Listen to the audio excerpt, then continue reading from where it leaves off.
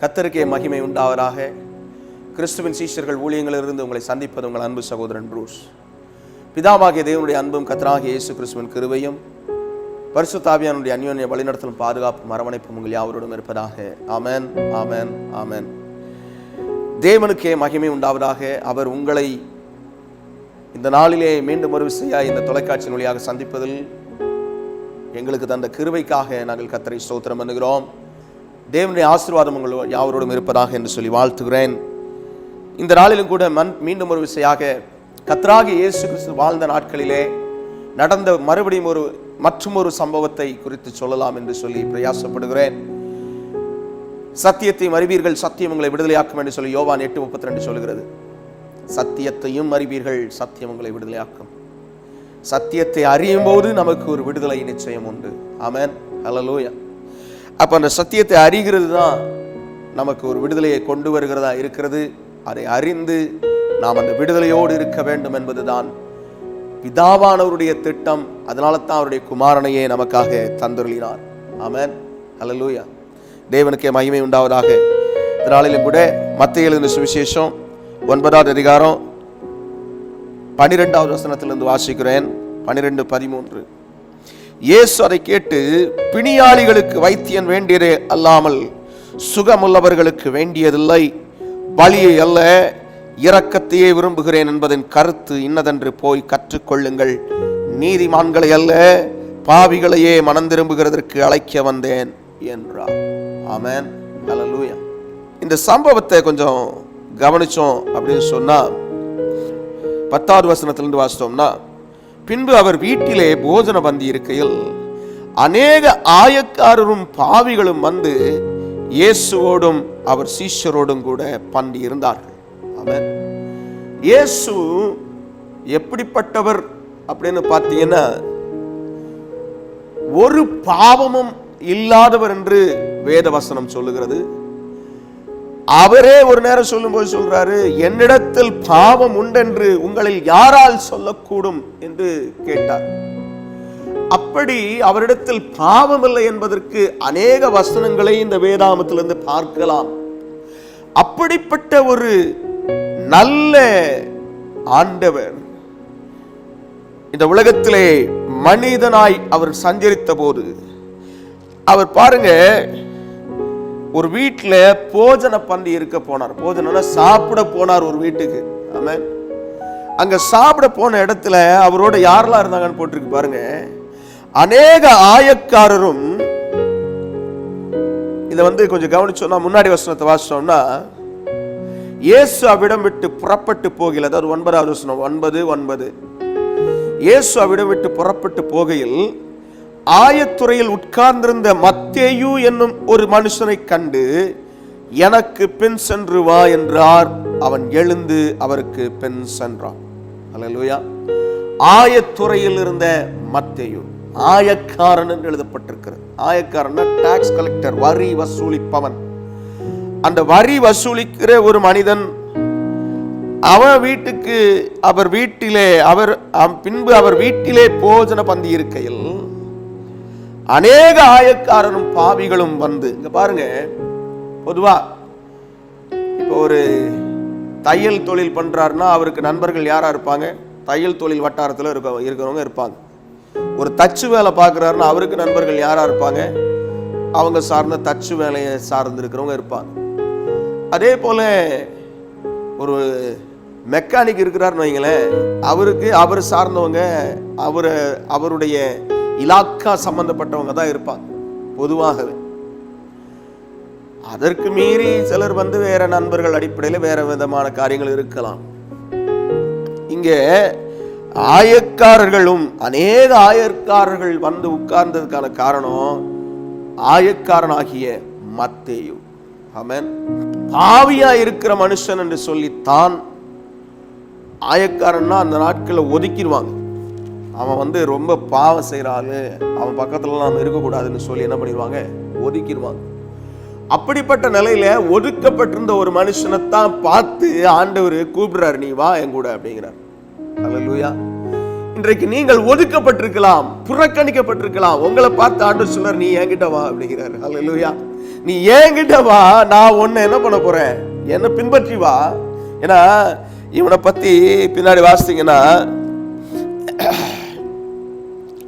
மத்தேயு 10வது அதிகாரத்துல 1வது வசனத்திலையும் சரி, அவர் 12 பேரை தெரிஞ்சுக்கிட்டாரு பாருங்க. அதுல சொல்றதுல ஒரு ஆளு எப்படி போட்டிருக்கு பாருங்க, 3வது வசனம், ஆயக்காரனாகிய மத்தேயு என்று சொல்லப்பட்டிருக்கிறது. ஹல்லேலூயா. 12 பேரை தன்னுடைய சீஷனாய் தெரிந்து கொண்ட கர்த்தர், அதுல ஒருத்தர் யாரு, ஆயக்காரனாகிய மத்தேயு. நீ புறக்கணிக்கப்பட்ட நிலையில இருக்கலாம்ப்பா, ஆனா ஒன்ன நான் சேர்த்து கொள்கிறேன், நீ என்கிட்ட வாங்குறாரு. ஹல்லேலூயா. நீங்கள் புறக்கணிக்கப்பட்ட நிலையில் இருக்கலாம், அவனுக்கு தான் கூப்பிட்டுட்டு அவங்க கையில அதிகாரத்தை கொடுத்து அனுப்புறாரு. என்ன அதிகாரம்? பிசாசு துரத்துறதுக்கு, அசுத்தாவியை துரத்துறதுக்கு, சகல வியாதிகளையும் சகல நோய்களையும் நீக்கிறதுக்கான அதிகாரத்தை அவங்க கையில கொடுத்து அனுப்பினார். அல்லேலூயா. ஒதுக்கப்பட்டிருக்கிறாயோ, புறக்கணிக்கப்பட்டிருக்கிறாயோ, உன்னை கர்த்தர் தேடுகிறார். நீ தேவனிடத்தில் வா, தேவனை நோக்கி பார், நிச்சயம் அவர் உன்னோடு இருந்து உன்னை நடத்துவார். ஆமென். ஹல்லேலூயா. தேவனுக்கு மகிமை உண்டாவதாக. பாருங்க, இப்போ இந்த இடத்துல வாஸ்தவம்னா 9வது அதிகாரத்துல மத்தேயு 9வது வசனத்துல பார்க்கிறோம். ஆயத்துறையில உட்கார்ந்த மத்தேயு தான் என்ன பண்றான், அவர் வீட்டிலே போஜன பந்தி இருக்கையில் அநேக ஆயக்காரரை கூட்டிட்டு வந்தான். மாத்திரம் இல்ல, பாவிகளும் வந்து இயேசுவோடும் அவர் சீஷரோடும் கூட பந்தி இருந்தார்கள் சொல்லுது. ஆமென். ஹல்லேலூயா. இயேசு அவரிடத்திலே பாவம் இல்லை, ஆனால் பாவியை ஒரு நாளும் அவர் புறம்பே தள்ளவே இல்லை. ஆமென். பாவத்துல இருக்கிற மனிதனை நீ என்கிட்ட வந்துரு, நான் உன்னை பார்த்துக்கிறேன், நான் உன்னை பராமரிக்கிறேன்னு சொல்லி கூட்டிட்டு வந்து அவனை விடுவிக்கிறத போல இந்த அன்பு வேற எந்த தெய்வத்துக்கிட்டையும் கிடையாது. ஹல்லேலூயா. இந்த உலகத்துல அநேக தெய்வங்கள் இருக்கிறது, அநேக கர்த்தாக்கள் இருக்கிறார்கள், அநேகர் நான் தான் தெய்வம் என்று சொல்லுகிறவர்களும் இருக்கிறார்கள். ஆனால் வேதம் சொல்லித் தருகிறது ஒரே தேவன் என்றும் அவரிடத்தில் போகிறதற்கு ஒரே வழியாய் இருக்கிற கர்த்தராகிய இயேசு கிறிஸ்துவே. ஆமென். கர்த்தராகிய இயேசு கிறிஸ்துவை நீங்கள் பற்றி கொண்டால் போதும், நீங்கள் தேவனை அறிந்தவர்களாய் மாறிவிடுவீர்கள்.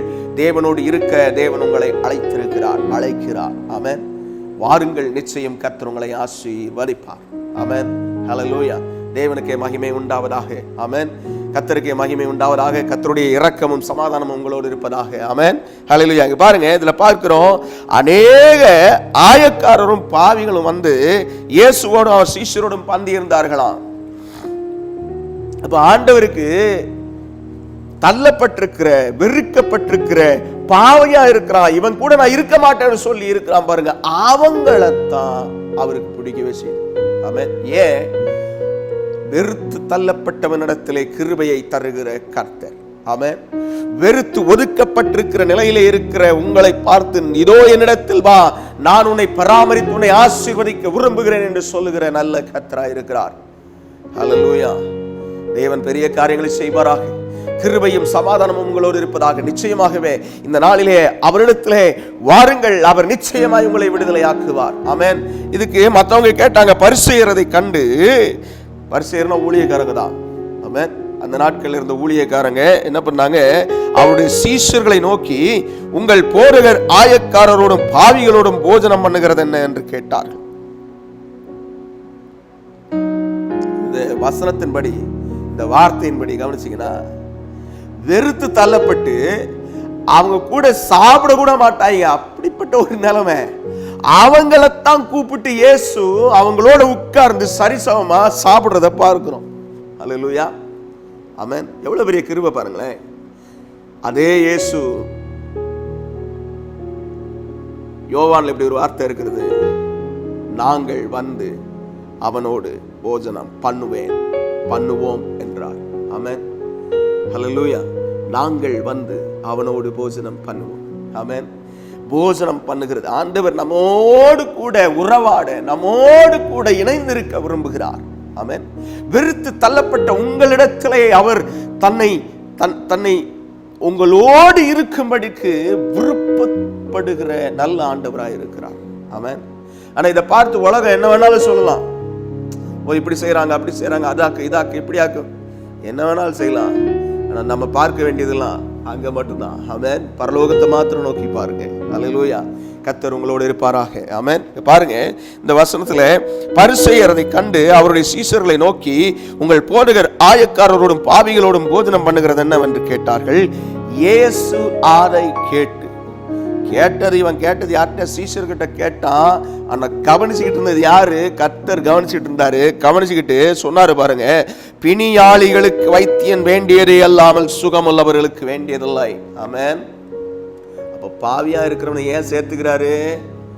பாவத்திலிருந்து அவனை தூக்கி எடுக்க, பாவத்திலிருந்து அவனை விடுதலையாக்க, சாபத்தின் கட்டிலிருந்து அவனை நிவர்த்தியாக்க, அவனை அந்த பாவத்தின் சுபாவத்திலிருந்து தூக்கி எடுக்கத்தான் என்ன பண்றாரு?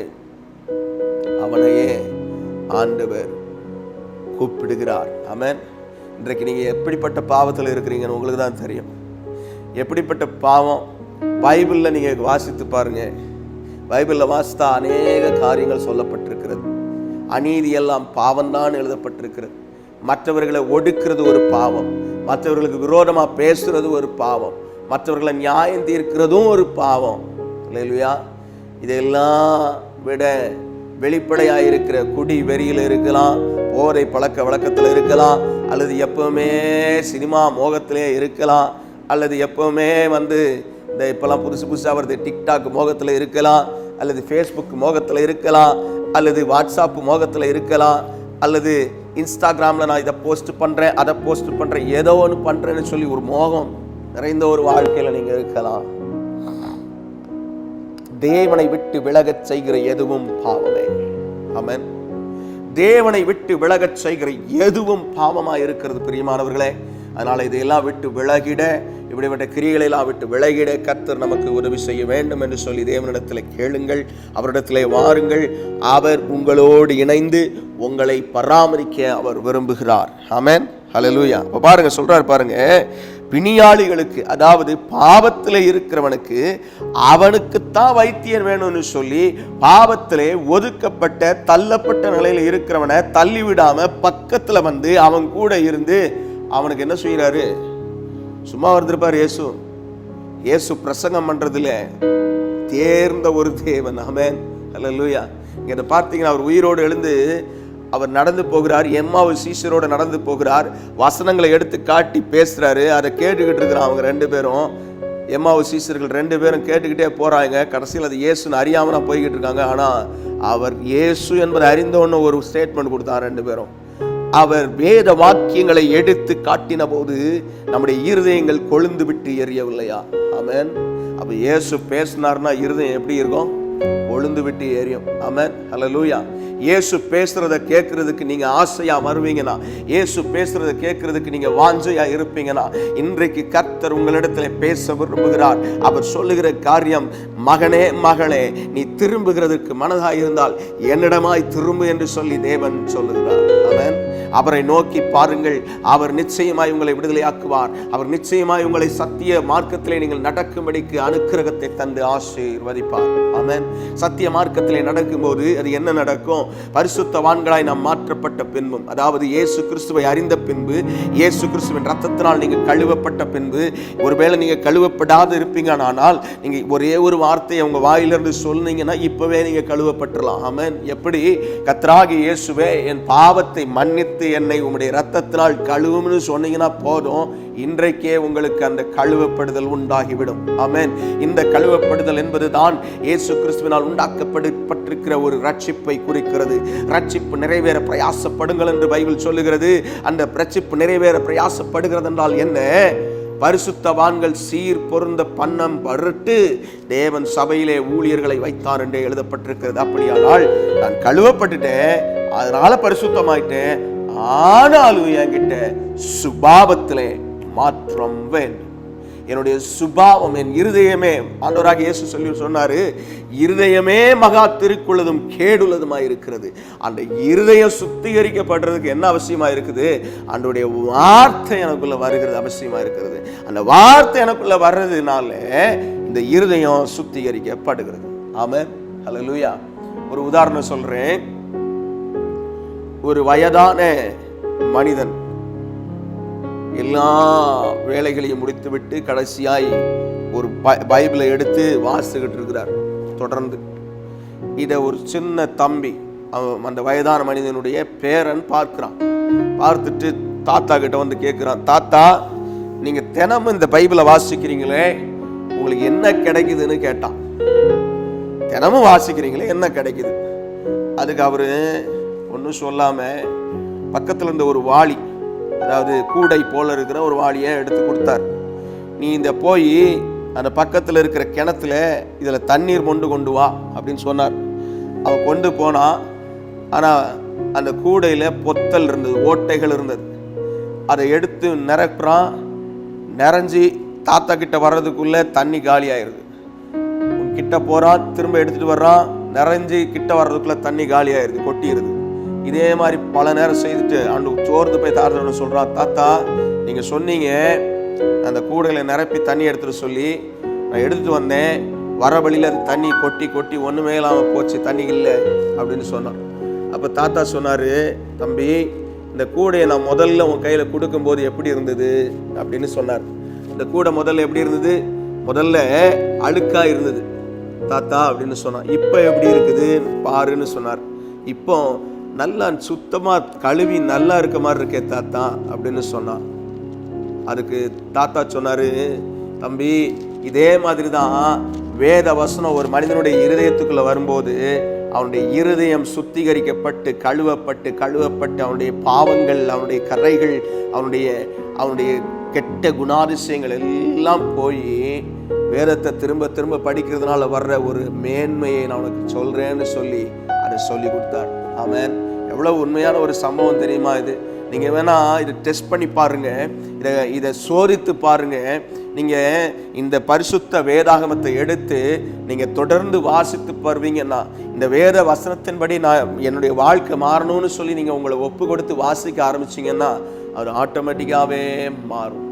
ஆமென். ஹல்லேலூயா. இதுதான் நல்ல செய்தி பிரியமானவர்களே.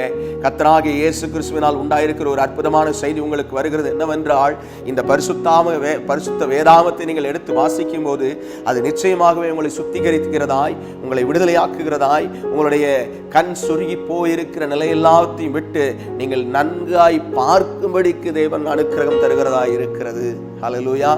இதுதான் தேவனுடைய கிருபை பிரியமானவர்களே. இதுதான் தேவனுடைய கரம் பிரியமானவர்களே. நீங்க இன்றைய தினத்திலே ஆண்டவரத்தில் ஒப்பு கொடுப்பீங்களா? நான் ஒரு நாளைக்கு ஒரு அதிகாரமாவது இந்த பைபிளில் வாசிக்க விரும்புகிறேன். ஒருவேளை நீங்க பைபிளை பத்தி தெரியாதவங்களா இருப்பீங்கன்னா பக்கத்தில் இருக்கிற ஏதோ ஒரு சபையில போய் கேளுங்க. புதிய ஏற்பாடு ஒன்று இருக்குதாமே, எனக்கு தாங்கன்னு கேளுங்க. இயேசு அந்த சகோதரர்கள் உங்களுக்கு தருவாங்க. ஒருவேளை அப்படி உங்களுக்கு தேவையா இருக்குமானால் நீங்கள் எங்களை தொடர்பு கொள்ளுங்கள், நாங்கள் உங்களுக்கு இலவசமாக இதை தருகிறோம். ஆமென். எங்களுடைய தொலைபேசி எண் கீழே வரும். இதில் நீங்கள் தொடர்பு கொள்ளுங்கள். நீங்கள் எங்கள் இடத்துல வந்து பெற்றுக்கொள்ளலாம். எங்களுடைய முகவரியும் இந்த புரோகிராமுடைய கடைசி முடிவுக்கு பின்பதாக அது காட்டப்படும். அதில் நீங்கள் பார்ப்பீங்களானால் இந்த முகவரிக்கு நீங்கள் வந்து இதை வாங்கி கொள்ளலாம். மாத்திரமல்ல, நீங்கள் வேறு எங்கும் சபைக்கு செல்லாதிருப்பீர்களானால், வேறு எங்கும் போகல, நான் வந்து ஒரு ஆறுதலான வார்த்தையை, தேவனை விடுவிக்க வேண்டிய ஒரு வார்த்தையை நான் கேட்க விரும்புகிறேன், தேவன் என்னோட பேசுகிறதை நான் கேட்க விரும்புகிறேன்னு சொல்லுவீங்கனால் வாரந்தோறும் ஞாயிற்றுக்கிழமை 11 மணியிலிருந்து 1 மணி வரைக்கும் இந்த இடத்திலே ஆராதனை நடைபெறும். நீங்கள் வந்து இதில் கலந்து கொள்ளுங்கள். கர்த்தர் உங்களை ஆசீர்வதிப்பார். கர்த்தருடைய சீஷர்களாய் மாற கர்த்தர் உங்களுக்கு உதவி செய்வார். ஆமென். சீஷர்களாய் மாறுகிறவர்களை அவர் ஒரு நாளும் கைவிடுகிறதில்லை. அவர் சீஷர்களாய் மாற்றப்பட்ட பின்பு அவர்கள் தேவனுடைய ராஜ்யத்திற்குள் சுதந்திரிக்க தேவன் கிருபை தருகிறார். ஆமென். சீஷத்துவ பணியிலே நாம் செயல்படுவோம், தேவனுடைய ராஜ்யத்தை கட்டுவோம். கிருபையும் சமாதானமும் உங்களோடு இருப்பதாக. ஆமென். பாருங்க, இந்த வசனத்தை வாசித்தோம். பலியை அல்ல இரக்கத்தையே விரும்புகிறேன் என்பதன் கருத்து இன்னதென்று போய் கற்றுக்கொள்ளுங்கள். ஆமென். இரக்கத்தையே விரும்புகிறேன், பலியை அல்ல இரக்கத்தையே விரும்புகிறேன். அதாவது நான் பாவியை தண்டிச்சு அவனுக்காக இன்னொரு ஜீவனை நான் எடுக்கிறதுக்கு நான் விரும்பவில்லை. மாறாக இரக்கப்பட்டவனை விடுதலையாக்கவே விரும்புகிறேன். நீ பாவத்தில் இருப்பாயானால் என்னிடத்தில் திரும்பு, மகனே மகளே என்னிடமாய் திரும்பு என்று சொல்லுகிறது தான் தேவனுடைய சத்தம். பிரியமானவர்களே, தேவனுடைய சத்தத்திற்கு செவி கொடுப்போமா? தேவனுடைய சித்தத்தை செய்வோமா? தேவனுடைய ராஜ்யத்திற்குள் வருகிறதுக்கு நம்மை ஒப்பு கொடுப்போமா? நானும் ஒரு காலத்திலே அதீதமான பாவங்களிலே ஈடுபட்டிருந்த மனிதன். எனக்கு அநேக விதமான உள்ளார்ந்த பாவங்கள், மறைமுகமான பாவங்கள், ஏகமானவைகள் உண்டு. அந்த பாவங்களிலே சிக்கி கொண்டிருந்த ஒரு மனிதன். என்னை இயேசு தேடி வந்து தொட்டார், என்னை விடுதலையாக்கினார் கர்த்தர். எனக்கு தந்த விடுதலையை இன்றைக்கு உங்களுக்கும் தர விரும்புகிறார். நீங்களும் தேவனை நோக்கி பார்க்கும்போது தேவன் நிச்சயமாகவே உங்களுக்கு அந்த விடுதலையை தர விரும்புகிறார். தேவனை நோக்கி பார்ப்பீர்களா? தேவனை நோக்கி கேட்பீர்களா? ஆண்டவரே எனக்கு இறங்கும், ஆண்டவரே எனக்கு என்மேல் கிருபையாயிரும், என்மேல் இரக்கமாயிரும் என்று சொல்லி நீங்கள் கேட்பீங்களா? அதான் சொல்றாரு பாருங்க, பலியை அல்ல இரக்கத்தையே விரும்புகிறேன். அவர் உங்கள் மேல இரக்கமாயிருக்கவே விரும்புகிறாரு. உங்க மேல இரக்கமாயிருக்கவே விரும்புகிறார். நீங்க சொல்லக்கூடாத ஏதோ ஒரு பாவத்தில் அகப்பட்டிருக்கலாம். வெளியே சொன்னால் கேவலமாயிற்றே, நான் இந்த காரியத்தை எப்படி சொல்வேன், யாரிடத்தில் சொல்வேன் என்று சொல்லி நீங்கள் அங்கலாய்த்து கொண்டிருக்கலாம். இயேசு என்கிற உன்னத தேவன் உங்களுக்கு உண்டு. நீங்க உங்க வாயை திறந்து அல்லது உங்க இருதயத்திலேயே நீங்க அவர்கிட்ட நீங்க பேச முடியும். இயேசுவே, என்னுடைய இந்த பாவத்தை மன்னிக்கிறதுக்கு உங்களால் முடியுமான்னு நீங்க கேட்டீங்கனாலும் அவர் எந்த பாவத்தையும் மன்னிக்க நல்லவராக இருக்கிறாரு, இரக்கமுள்ளவராக இருக்கிறார். ஏன்னா அவர் உங்களுக்காக எனக்காக சிலுவையிலே அடிக்கப்பட்டதன் நோக்கம் பாவிகளை ரட்சிக்க கிறிஸ்து இயேசு உலகத்தில் வந்தார் என்கிற வார்த்தை எல்லா அங்கீகரிப்புக்கும் பாத்திரமானது என்று எழுதப்பட்டிருக்கிறது. ஆமென், ஹல்லேலூயா. அந்த பாவிகளை ரட்சிக்கிற அந்த இயேசு கிறிஸ்துவின் கரம் உங்களோடு வருகிறது. பிரியமானவர்களே, உங்களோடு வந்து அவர் உங்களை தொட்டு உங்களை தூக்கி எடுக்கிறதுக்கு அவர் நிற்கிறார். நீங்கள் அவரிடத்திலே உங்களை ஒப்பு கொடுங்கள். கர்த்தருடைய ஆளுகை உங்களோடு இருக்கும், கர்த்தருடைய சமாதானம் உங்களோடு இருக்கும். ஆமென், ஹல்லேலூயா. தேவனிடத்திலே கேட்கிறவைகளை நாம் நிச்சயமாய் பெற்றுக்கொள்கிறவர்களாய் இருக்கிறோம். ஆமென், ஹல்லேலூயா. பாருங்க, பலியை அல்ல இரக்கத்தையே விரும்புகிறேன் என்று என்பதன் கருத்து இன்னதென்று போய் கற்றுக்கொள்ளுங்கள். நீதிமான்களை அல்ல பாவிகளையே மனம் திரும்புகிறதற்கு அழைக்க வந்தேன் என்றார். ஆமென். மனம் திரும்பும்படிக்கு அழைக்கிறதற்கு இயேசு ஒருவர் வந்திருக்கிறார். அவர் இன்றைக்கும் உங்களை நோக்கி கூப்பிடுகிறார். மனம் திரும்பி என்னிடத்தில் வா, என்னை நோக்கி பார். இதோ உனக்காய் நான் கல்வாரி சிலுவையிலே அடிக்கப்பட்டேனே, என்னை நோக்கி பார். மகனே, மகளே, உன் வாயை திறந்து என்னை நோக்கி கூப்பிடு என்று சொல்லி இன்றைக்கும் ஆண்டவர் உங்களை பார்த்து சொல்லுகிறார். பிரியமானவர்களே, இன்றைக்கு நீங்கள் அவரை நோக்கி கூப்பிடுவீர்களா? நீங்கள் அவரை நோக்கி கூப்பிடும் போது நிச்சயமாய் அவர் விடுதலையை தருவார். விடுதலை தருகிற கர்த்தரை போல ஒரு பெரிய தேவன் ஒருவரும் இல்லை. இந்த உலகத்திலே நாம் எந்த இடத்துக்கு போனாலும் நீ இதை கொண்டு வா, நான் உனக்கு விடுதலை தர்றேன், நீ இதை செய், உனக்கு விடுதலை தரேன், நீ இவ்வளவு பணம் கொண்டு வா, உனக்கு விடுதலை தரேன்னு சொல்லி அநேக காரியங்கள் இருக்கிறது. ஆனால் இயேசு ஒருவரே அவர் ஒருவர் மாத்திரமே என்ன பண்ணினார்னா இலவசமான விடுதலையை உங்களுக்கு தருகிறார். இலவசமாய் பெற்றிருக்கிறீர்கள், இலவசமாய் உங்களுக்கு கொடுக்கிறேன் என்று சொல்லுகிறார். ஆமென், ஹல்லேலூயா. இலவசமாய் அந்த கிருபைகளை நீங்கள் பெற்றுக்கொள்ளும்படிக்கு தேவன் அனுக்கிரகம் பாராட்டி இருக்கிறார். பிரியமானவர்களே, இந்த நாளிலே உங்களிடத்திலே தேவன் பேசுகிற ஒரு காரியம், ஒரு மகத்தான காரியம் என்ன? நீங்கள் விடுதலையாய் இருக்க வேண்டும் என்று அவர் விரும்புகிறார். நீங்கள் விடுவிக்கப்பட்ட ஒரு வாழ்க்கையிலே வாழ வேண்டும் என்று அவர் விரும்புகிறார். ஆமென், ஹல்லேலூயா. நீங்கள் எப்பேற்பட்ட போராட்டத்தோடு இருக்கலாம், கண்ணீரோடு இருக்கலாம், வியாகுலத்தோடு இருக்கலாம், வேதனையோடு இருக்கலாம், நெருக்கத்தோடு இருக்கலாம், எனக்கு உதவி செய்கிறதுக்கு யாரும் இல்லையே என்கிற நிலையில் இருக்கலாம். உங்களுக்கு உதவி செய்கிற ஒரே ஒரு கர்த்தர் உண்டு. அதுதான் கர்த்தராகிய இயேசு கிறிஸ்து. உங்களுடைய தேவைகளுக்காக, உங்களுடைய நெருக்கங்களுக்காக நீங்கள் எங்களை தொடர்பு கொள்ளலாம். நாங்கள் உங்களுக்காக ஜெபிப்போம். நிச்சயமாகவே கர்த்தர் உங்களுக்கு விடுதலையை தருவார். பிரியமானவர்களே, பயப்படாமல் கலங்காமல் இருங்கள். இங்கே இந்த கீழே வருகிற இந்த டிஸ்பிளேல வருகிற இந்த நம்பருக்கு நீங்க தொடர்பு கொண்டீங்கன்னா, நீங்க எந்த நேரம் தொடர்பு கொண்டாலும் உங்களுக்கு ஜெபிக்க ஆயத்தமாய் இருக்கிறோம். நிச்சயமாகவே கர்த்தர் உங்களுக்கு விடுதலையை தந்து ஆசீர்வதிப்பார். உங்களுடைய போராட்டங்களிலிருந்து உங்களை விடுதலை தந்து ஆசீர்வதிப்பார். உங்கள் நெருக்கத்திலிருந்து உங்களை விடுதலை தந்து உங்களை ஆசீர்வதிப்பார். உங்கள் கண்ணீரிலிருந்து, உங்கள் வியாகுலத்தில், உங்கள் வியாதியிலிருந்து, ஒருவேளை பிசாசின் போராட்டமா இருந்தாலும் கர்த்தர் உங்களை விடுதலையாக்குவார். ஆமென், ஹல்லேலூயா. கர்த்தருடைய அனுக்கிரக வருஷத்தை உங்களுக்கு நேரே நீட்டி அவர் உங்களை விடுதலையாக்க விரும்புகிறார். நீங்கள் அவரை தேடும் போது, நீங்கள் அவரை நோக்கி பார்க்கும் போது நிச்சயமாய் விடுதலையை பெற்றுக் கொள்வீர்கள். ஆமென். விடுதலையும் சமாதானமும் தேவனால் உண்டாயிருக்கிறது. தேவனுடைய வார்த்தை சொல்லுகிறது, சத்தியமும் கிருபையும் அவர் மூலமாய் வந்தது என்று. அந்த சத்தியமும் கிருபையுமாய் இருக்கிற அந்த கிருபையை உங்களுக்கு நேரே கொடுக்கும்படிக்கு இந்த சத்திய வார்த்தைகளை, தேவனாகிய கர்த்தரால் உண்டாயிருக்கிற அந்த சத்திய வார்த்தைகளை உங்களுக்கு நேரே கொடுக்கும்படிக்கு எங்களை போன்ற அநேக ஊழியர்கள் ஊழியர்களை அனுப்பி இருக்கிறார். நீங்கள் அவரை சரியாய் அறிந்து கொள்ளும்படிக்கு உங்களை சரியான பாதையிலே தேவனுக்கு நேரே நடத்துகிற ஊழியர்களை தெரிந்து கொண்டு அவர்களோடு இணைந்து கொள்ளுங்கள். தேவனுடைய ஆசீர்வாதம் உங்கள் தலை மேலே, உங்கள் குடும்பத்து மேலே, உங்களுடைய எல்லா காரியத்தின் மேலேயும் அது இருக்கும். ஒருவேளை நீங்க தொழிலில் நலிந்து போயிருக்கலாம், ஒருவேளை நீங்க செய்யற வேலையில தொய்வு ஏற்பட்டிருக்கலாம், அல்லது ஒருவேளை நீங்க செய்யற உங்களுடைய விவசாயத்தில் நீங்கள் நலிந்த நிலையில இருக்கலாம், ஏதோ ஒரு காரியமா இருக்கலாம். குடும்பத்திலே ஒரு பெரிய குழப்பம், போராட்டம், கண்ணீரின் பாதையோடையே நீங்க நடந்து வந்துகிட்டு இருக்கலாம். உங்களை பார்த்து கர்த்தர் சொல்றாரு, நான் பலியே இல்லை, இரக்கத்தையே விரும்புறேன். என்கிட்ட வா, நான் உன்னை விடுதலையாக்குறேன். என்கிட்ட வா, நான் உன்னை விடுதலையாக்குறேன்னு சொல்றார். பிரியமானவர்களே, இன்றைக்கு அவரிடத்திலே நீங்க வருவீங்களா? நீங்க அவரிடத்திலே அவரிடத்திலே அந்த விடுதலையை பெற்றுக் கொள்வீங்களா? ஆண்டவரே எனக்கு விடுதலையை தாங்கன்னு நீங்க கேட்பீங்களா? வாயை திறக்கிறவங்களுக்கு நிச்சயமாய் விடுதலையை தருவார். வாயை விரிவாய் திறக்கிறவர்கள் நிச்சயமாய் இந்த விடுதலையை பெற்றுக் கொள்வார்கள். வாயை விரிவாய் திறக்கிறவர்களுக்கு நிச்சயமாய் தேவன் விடுதலையை தருவார். ஆமென். ஹல்லேலூயா. தேவனுடைய சமாதானம் உங்களோடு இருப்பதாக, தேவனுடைய கரம் உங்களோடு இருப்பதாக நான் உங்களுக்காய் ஜெபிக்க விரும்புகிறேன். ஆமென். ஹல்லேலூயா. என்னோடு கூட சேர்ந்து ஒருவேளை நீங்கள் இயேசுவை நீங்கள் அறியாத மனிதர்களின் பொழுது இந்த காரியத்தை கேட்டுக்கொண்டிருப்பீர்களானால் என்னோடு கூட சேர்ந்து ஜெபத்தை சொல்வீர்களா? என்னோடு கூட சேர்ந்து இந்த ஜெபத்தை செய்வீர்களா? நிச்சயமாய் தேவன் உங்களை விடுதலையாக்குவார். நிச்சயமாகவே அவருடைய கிருபை உங்க மேல இருக்கிறதுனால, அவருடைய அன்பு உங்க மேல இருக்கிறதுனால, அவர் உங்களை நேசிக்கிறதுனால அவர் நிச்சயமாகவே விடுதலையாக்குவார். பிரியமானவர்களே, என்னோடு கூட சேர்ந்து சொல்வீங்களா? அன்புள்ள தகப்பனே, என்னை சுத்திகரியும், என்னை நிரப்பும், என்னை விடுதலையாக்கும். நான் உம்முடைய குமாரனாகிய இயேசுவை என்னுடைய சொந்த இரட்சகராய் நான் ஏற்றுக்கொள்ளுகிறேன். உம்முடைய குமாரனாகிய இயேசுவை என்னுடைய சொந்த இரட்சகராய் ஏற்றுக்கொள்ளுகிறேன். சொல்லுவீங்களா? வாயை திறந்து சொல்லுங்களேன், வாயை திறந்து சொல்லுங்களேன். உம்முடைய குமாரனை என்னுடைய சொந்த இரட்சகராய் ஏற்றுக்கொள்ளுகிறேன்.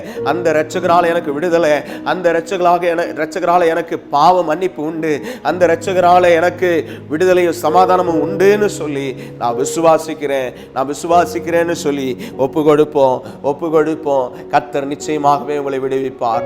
ஆமென், ஆமென், ஆமென். ஆண்டவரே, நல்ல தகப்பனே, இம்மட்டுமாய் இந்த செய்தியை கேட்ட பலியை அல்ல இரக்கத்தையே விரும்புகிறேன் என்பதன் கருத்து என்னதென்பதை அறிந்து கொள்ளுங்கள்னு சொன்னீங்களே, அந்த வார்த்தையின்படி நீதிமான்களை அல்ல பாவிகளையே மனம் திரும்ப அழைக்க வந்தேன்னு சொன்னீங்களே. ஆண்டவரே, இந்த வார்த்தையின்படி பாவிகளை ஆண்டவரை திருப்பி கொண்டு வருவீராக. பாவத்தில் இருக்கிற பிள்ளைகளை ஆண்டவரை திரும்ப செய்வீராக.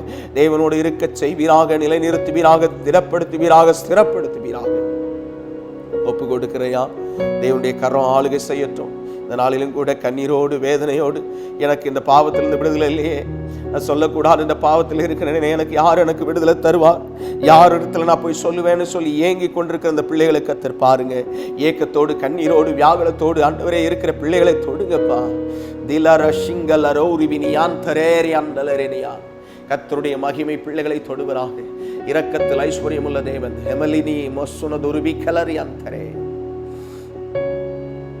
பாவத்து நிமித்தம் படுத்த படுக்கையாய் ஒருவராலும் விசாரிக்கப்பட முடியாத நிலையில் இருக்கிற மகளே, கர்த்தர் உன்னை பார்த்து சொல்றாரு, வாயை திறந்து என்னை நோக்கி கூப்பிடு. உன் வாயை விரிவாய் திறந்து என்னை நோக்கி கூப்பிடு. இப்பொழுதே நான் உன்னை விடுவிக்கிறேன். இப்பொழுதே நான் உன்னை விடுவிக்கிறேன். எழுந்து நடக்கக்கூடிய வல்லமை சில ஆண்டுகளாய் படுத்திருக்கிறாய். கர்த்தருடைய வல்லமை இப்பொழுதே உன்மேல் நிழலிடுகிறது. ஆண்டவரே தொடுங்கப்பா. ஓ ஷபரிதலர குதுரவஷிந்தலரிங்கரா மரணிதனரி அந்தரா. வேலையில ஏற்பட்ட தொய்வுனால, வேலையில ஏற்பட்ட நெருக்கத்தினால, வாழ்க்கையில விரக்தி நிலைக்கு போயிருக்கிற மகனே, கர்த்தர் உன்னை பார்த்து சொல்றாரு, நீ பயப்படாத, நான் இருக்கிறவன் கூட. நீ பயப்படாத, நான் இருக்கிறவன் கூட. அல்ல தினாசியாரோ தூரு பிரியனே, நான் இருக்கிறவன் கூட. நீ பயப்படாதே. சேரோ ஷதரா லெதியானா தூரிவி ஷதரா தீரமா. அர்ப்பணிக்கிறோம் ஆண்டவரே. சத்திய வார்த்தைகளை கேட்ட பிள்ளைகளுடைய இருதயத்தை துறங்க. சத்திய வார்த்தைகளை கேட்ட பிள்ளைகளுடைய இருதயத்தை திறந்து கர்த்தர் ஆறுதல் படுத்துங்க, கர்த்தர் திடப்படுத்துங்க, கண்களை திறக்க வைங்க, சத்தியத்தை ஆண்டவரை அறியத்தக்கதான பிரகாசமுள்ள கண்களை தந்து ஆசீர்வதிங்க. கரத்தில் ஒப்பு கொடுக்கிறேன் இயேசுவின் நாமத்தில் பிதாவே. ஆமென், ஆமென், ஆமென். தேவ சமாதானம் உங்களோடு இருப்பதாக. அவரை அறிகிற அறிவு உங்களுக்குள் பெருகுவதாக. ஆமென், ஆமென், ஆமென்.